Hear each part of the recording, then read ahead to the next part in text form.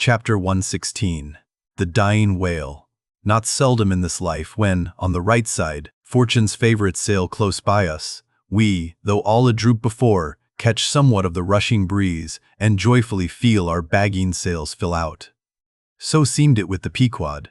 For next day after encountering the gay bachelor, whales were seen and 4 were slain, and one of them by Ahab. It was far down the afternoon, and when all the spearings of the crimson fight were done, and floating in the lovely sunset sea and sky, sun and whale both stilly died together. Then such a sweetness and such plaintiveness, such inwreathing orisons curled up in that rosy air, that it almost seemed as if far over from the deep green convent valleys of the Manila Isles, the Spanish land breeze, wantonly turned sailor, had gone to sea, freighted with these vesper hymns. Soothed again, but only soothed to deeper gloom, Ahab, who had sterned off from the whale, sat intently watching his final wanings from the now tranquil boat. For that strange spectacle observable in all sperm whales dying, the turning sunwards of the head, and so expiring.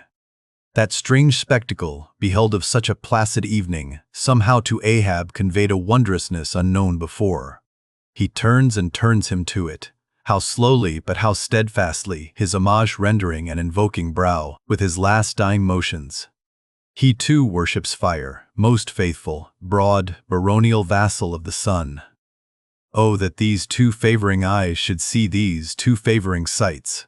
Look, here, far waterlocked, beyond all hum of human weal or woe, in these most candid and impartial seas, where to traditions no rocks furnish tablets, where for long Chinese ages the billows have still rolled on speechless and unspoken to, as stars that shine upon the Niger's unknown source.